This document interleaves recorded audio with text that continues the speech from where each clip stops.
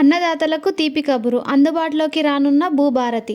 మీ అందరికీ ఒక డౌట్ రావచ్చు, అసలు ఈ భూభారతి అంటే ఏమిటి అని. ఈ వీడియోలో మనం తెలుసుకుందాం. హాయ్ ఫ్రెండ్స్, అందరికీ నమస్తే. Welcome back to my channel. ఇలాంటి లేటెస్ట్ అప్డేట్ కోసం అయితే నా ఛానల్ని సబ్స్క్రైబ్ చేసుకోండి. అలాగే పక్కనున్న బెల్ ఐకాన్ని క్లిక్ చేయండి. భూభారతి అంటే భూమి హక్కుల పరిరక్షణకు సంబంధించిన లావాదేవీలను సులభంగా చేయడానికి తయారు చేయబడిన ఒక కొత్త భూబంధన వ్యవస్థ. ఈ భూభారతి ఇది పాత ధరణి వ్యవస్థలో ఉన్న లోపాలను పరిష్కరించేందుకు తయారు చేయబడినది. ముఖ్యంగా వ్యవసాయ భూములు రికార్డులు మరింత పారదర్శకంగా అందరికీ ఉపయోగించబడే విధంగా రూపొందించడమే దీని యొక్క లక్ష్యం. రాష్ట్రంలో మరో 10 రోజుల్లోపు ధరణి పోర్టల్ తీయనున్నారు. లక్షాది మంది రైతులు ముప్పు తిప్పలు పెడుతున్న విధానానికి స్వస్తి పలకనున్నారు. దాని స్థానంలో ప్రజాభిప్రాయాలతో రూపొందించబడినదే భూభారతి చట్టం అమల్లోకి చేసేందుకు రంగం సిద్ధమైంది. ఈ క్రమంలోనే ధరణి పోర్టల్ స్థానంలో www.bhubarati.telangana.gov.in అనే అఫీషియల్ వెబ్సైట్లో భూభారతి వెబ్ పోర్టల్ అందుబాటులోకి తీసుకురానుంది. ఈ నెల 30వ తేదీన పోర్టల్ ప్రారంభించేందుకు అవకాశం అయితే ఉన్నది. 30వ తేదీ పోర్టల్ ప్రారంభించే అవకాశంను ఇప్పటికే రెవెన్యూ శాఖ మంత్రి పొంగులేటి శ్రీనివాసరెడ్డి డొమైన్కు క్లియరెన్స్ ఇచ్చినట్టుగా సమాచారం. సీఎం రేవంత్ రెడ్డి ఆమోదం పొందగానే అందుబాటులోకి తీసుకొస్తా అన్నారు. ఇప్పటికే భూభారతి ఆర్ఓఆర్ చట్టం ప్రకారం 2025 మార్గదర్శకాలను రెవెన్యూ శాఖ ఆమోదించింది. న్యాయశాఖ పరిశీలన కొనసాగుతుంది. నేడో రేపు సీఎం ఆఫీస్కి చేరనుందని విశ్వసనీయ సమాచారం.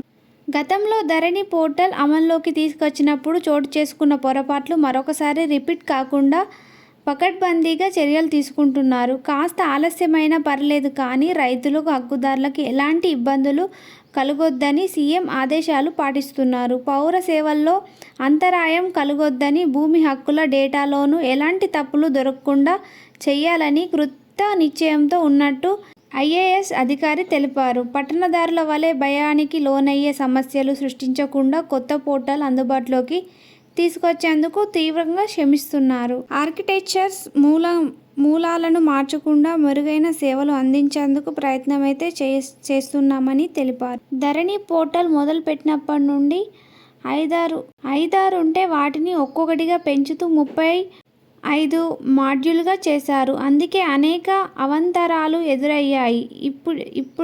ఇప్పుడు ఆ సమస్య తలెత్తకుండా డొమైనియన్ స్టెబిలిటీని పరిశీలించకుండా అప్గ్రేడ్ చేయనున్నారు. ఇప్పటికీ ధరణి పోర్టల్ ఎన్ఐసి టెక్నికల్ టీంను భయపెడుతుందని తెలిసింది. ఏది ముట్టుకుంటే ఏం జరుగుతుందో అర్థం కాని పరిస్థితి నెలకొందని సమాచారం. అందుకే ధరణి పోర్టల్ సృష్టించిన సమస్యలతో రాష్ట్ర వ్యాప్తంగా భూభారతిపై ప్రజలు అంచనా పెరిగింది. అద్భుతాలు చోటు చేసుకుంటున్నట్టు అభిప్రాయంతో ఉన్నారు.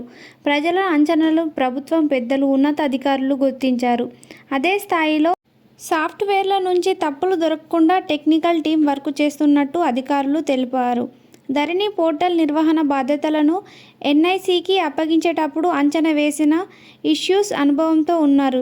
అందుకే భూభారతి చట్టం గైడ్లైన్స్కు అనుకూలంగానే నోటిఫై చేయగా డొమైనియన్ సిద్ధమవుతుంది. అయితే ధరణి పోర్టల్ కంటే స్పీడ్ను ఖచ్చితంగా పెంచుతానన్నారు. కానీ క్రమమేణా అన్ని అంశాలు అమల్లోకి తీసుకురావడం మాత్రం సస్టైనబిలిటీని పరిశీలించుకుంటూనే ముందుకు తీసుకెళ్తున్నారని తెలిసింది. మరో 10 రోజుల్లో రానున్నది భూభారతి పోర్టల్పై అటు అధికారులు ఇటు ప్రజల్లో ఎంతో ఆసక్తి నెలకొంది.